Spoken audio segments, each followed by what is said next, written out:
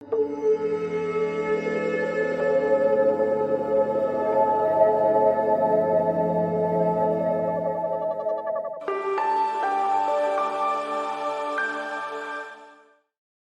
to the Change Mindset program. Today's session is going to focus on crisis management.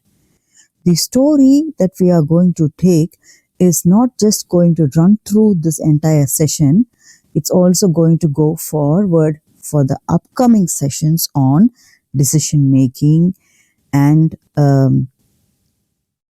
also communication related matters. So we are going to look deeper into this story. So be with us until the end of it so we are able to go through further. This period of the story is so important. So we are going to slightly sidetrack to focus on the period of the story. This is a period eons ago when human evolution was taking place.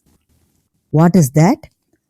The humans, as we know, the limbs that we have, the way we talk, the vocal cords came in a period. And that's when the human form, as we know, came up. But slightly before that, our ancestors were monkeys. And the first form that was transitioning from monkeys into humans was called scientifically Pithecanthropus erectus or erectum. The monkey that could stand up erect with the spinal cord erect just like us and possibly had a vocal cord that could shift between their own monkey sign language versus a vocal language that we speak and interact in today's world. So this is the time period when the evolved form and the evolving form of human species both coexisted in a world. We are shifting to this particular period. Another thing that you will notice that there's a lot of interaction between nature and this human form.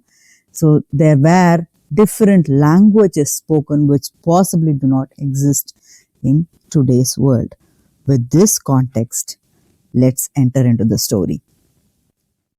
The story is set in Bharata Desam. Bharata Desam is typically today's India. And the emperor had about 4 sons. The first son's coronation ceremony was tomorrow. The son's name is Sri Rama. But due to the internal politics in the family, instead of making him the king, he had to be sent in exile for 14 years into a deep dark forest. Rama will not get his kingdom. Rama will have to let go all the powers and possessions and live a nomadic life. His younger brother Lakshmana also chooses to come along with him in this journey for 14 years.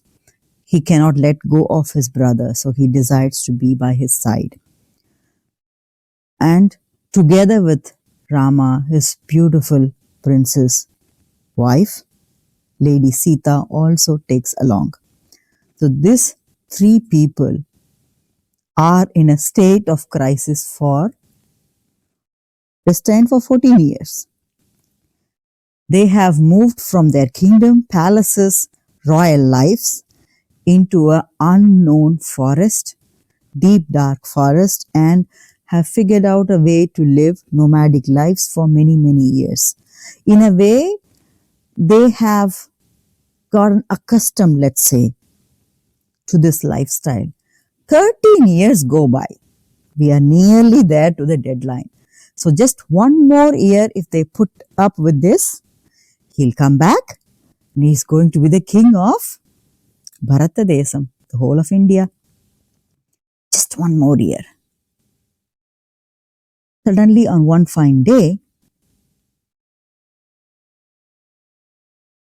our dear Lady Sita gets abducted.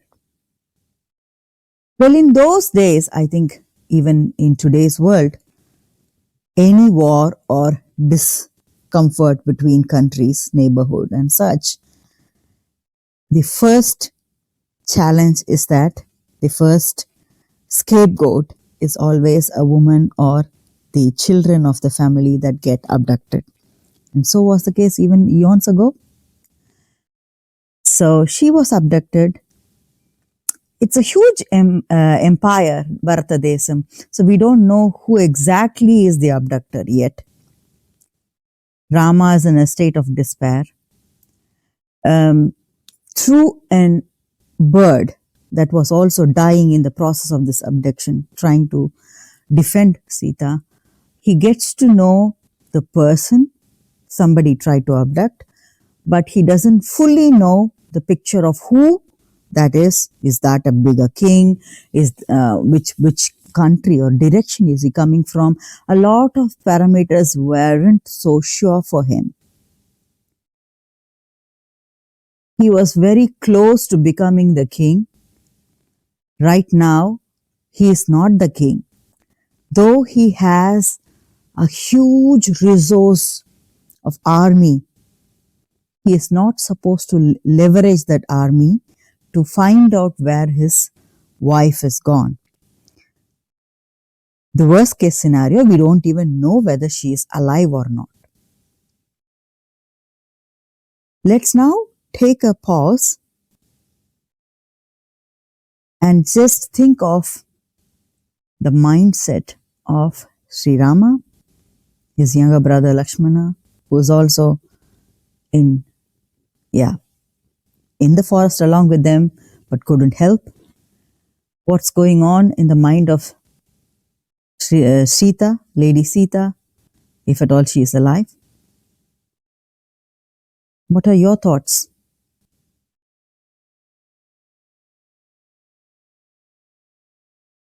Can we now also look at an action point at this juncture? Just list down the kind of crises you have handled in the life and possibly also match them with resource constraints and the kind of approach that you took to it. Were you personally disturbed, or were you disturbed from the point of view that the important resources that you need to get yourself from the crisis were missing? Try to differentiate that.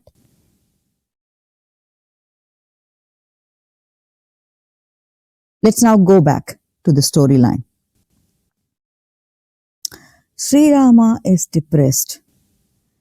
He is missing his life companion. He is desperate to understand if she is safe, she's alive or not.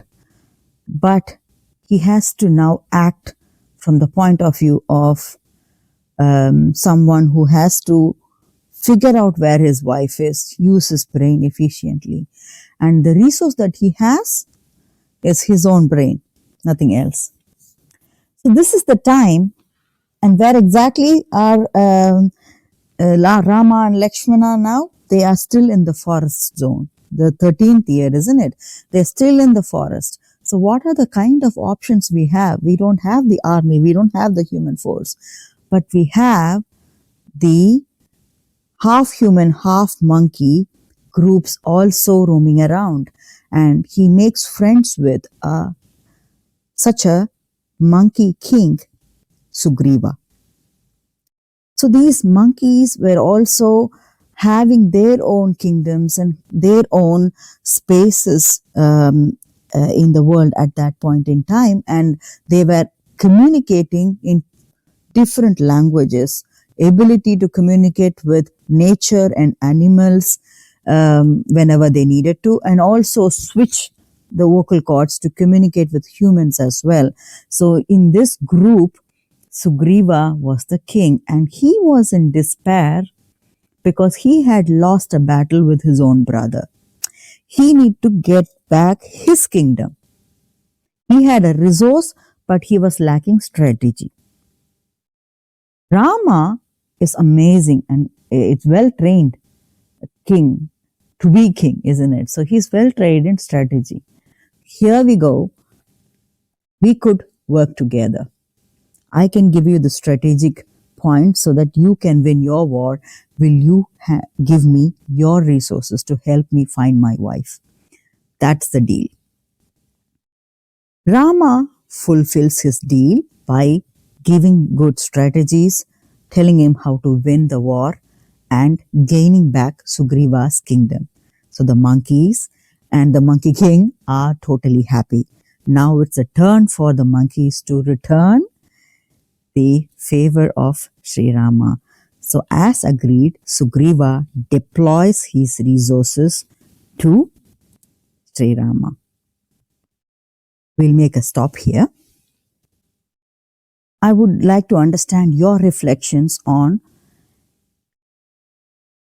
the ongoing crisis for Sri Rama and his approach.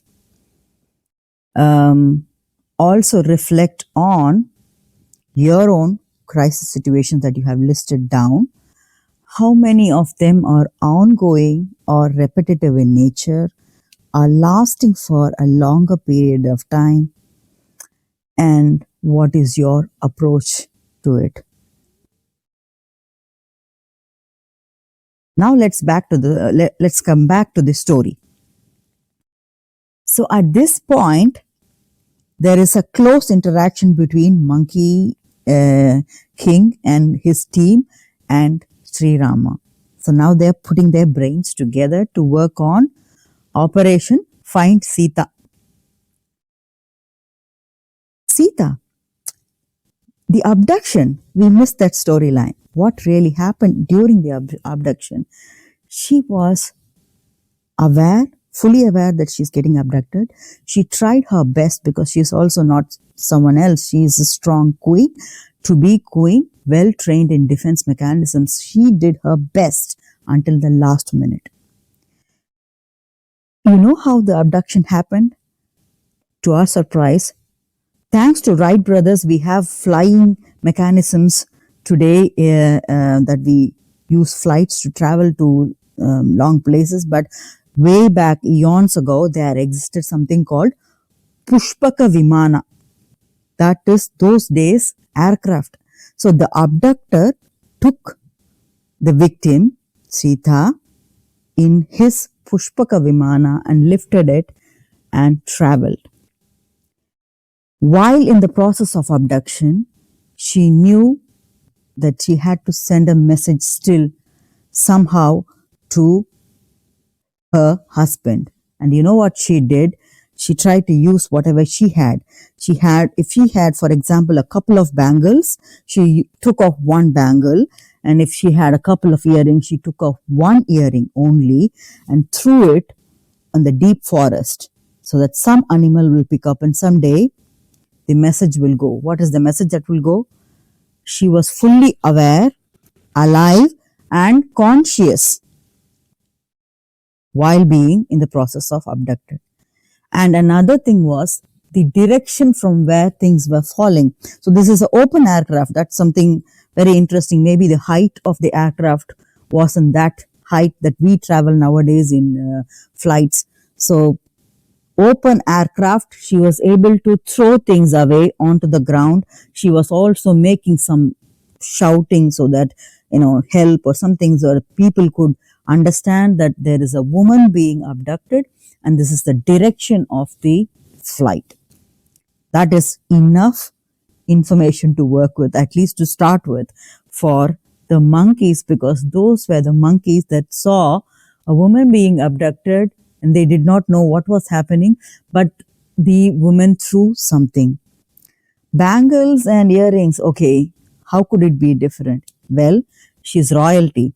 Though she did not have many, the ones that she had always had a symbol underneath, a royalty symbol. So the moment these human monkey forms picked up this bracelet, bangles or earrings, they could see from the sign that it must be not some any person, must be a queen or somebody in the royalty that was abducted.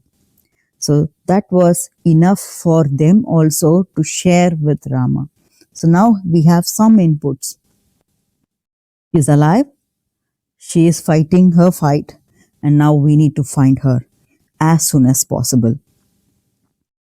Now, even though the direction of the flight was provided, we never assume anything. So Sugriva and Rama sit together and mark a plan where their army is split into different directions to go in all direction. Doesn't matter which direction we saw the flight going, never assuming anything. So that was the planning.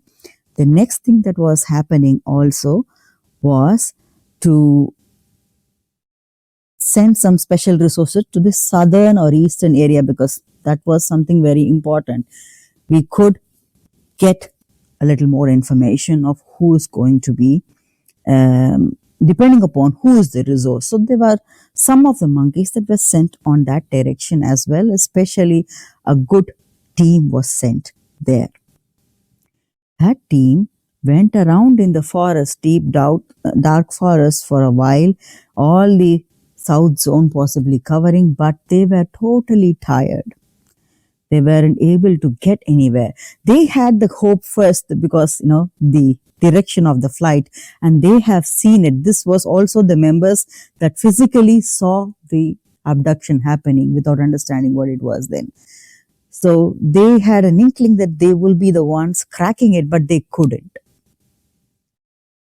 So right now, in this depressed state, when they were in a cave and discussing all the plans, what next, they meet an eagle as a friend, Sampati.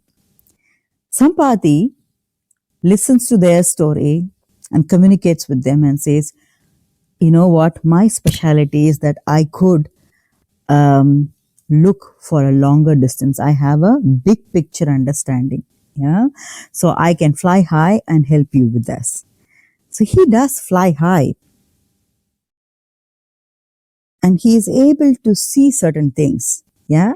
He flies high and he gives you the possibility of a woman being in abduction in a place that is slightly away from Bharata Desa, Sri Lanka. So the abducted person is in Sri Lanka, that is slightly far away. This monkey group is not a large group that they could do things all independently. They have to now go figure out if that was correct, if Sita is alive, what is the state, and who's the enemy as well. And they are a smaller group. What will they do? They look at each other, and one of them decides, points to one of the monkeys and says, you will be the rightful person to do this. So this monkey is Lord Hanuman. He has a feature. His name is Hanuman. He has a feature in him that he could resize himself, grow up into a huge person or grow very small in size. This resizing ability was something that they thought could be useful in doing this search operation. So here we go. We have identified in between the crisis a new leader. He is not a trained leader, but he is now decided to be the leader. We'll make a pause to the story for this particular session. We'll continue on Hanuman and what he did or did not do in the next session. But let's get back to the crisis management aspect. Crisis doesn't strike at a time when we are expecting, and so it did with Rama's case as well, not once but twice. But the period of crisis was also large. And this is very similar in terms of the crisis that we face. Some of the crises maybe are momentary, but some of them could be slightly larger. Sita, who is the wife of Sri Rama, also had to undergo all the struggles together with him, and as a part of this journey, she also was abducted. She was also equally going through challenges. But if you look at the way they have acted, Rama is using his abilities, capabilities to leverage that capability to get new resources that will work for him. Sita, even in the last minute, trying to send one message to her husband about her whereabouts or about her being conscious and alive. Those are two different actions in crisis. But what is common underlying element is that they knew how to internalize. When we are in crisis, one fact is that we cannot alter things that are going around us. And it's so obvious, as in the case of Rama, that the resources that we have, basic resources that we are supposed to have, even that are taken away from us. But what we have is us. What we can focus is us. And that's exactly what they have done. They have internalized. So let's look at this word internalization. It's a fancy word, but how exactly do we internalize, especially when we are going through a crisis? The first thing that we could do in internalization, the outer crust of internalization, is turning the pain into our power. It is painful. The first thing we sense when something goes on is pain. And that's exactly what both of them sensed. But they tried to convert that energy into power and figure out how to work with it in different angles. Converting that into power, pain into power. Next crust is eliminating fear. It might be hard to do, but fear will not help in crisis. We have to use our full energy to the best possibilities, eliminating fear. Third crust coming to the center is creating a zero tolerance attitude, a zero tolerance attitude to any kind of distractions. Because time is of essence. We need to act now, immediately. We cannot work on other things, unfortunately. Prioritizing, focusing, and eliminating to focus. That's exactly where we are coming. Center point of our internalization. Full focus, undivided attention. And that undivided attention on what to do will only happen when we have turned the pain into power, eliminated fear, and have created this zero tolerance attitude to distractions. Let's look at Hanuman even further in the next session. Thank you very much. Bye.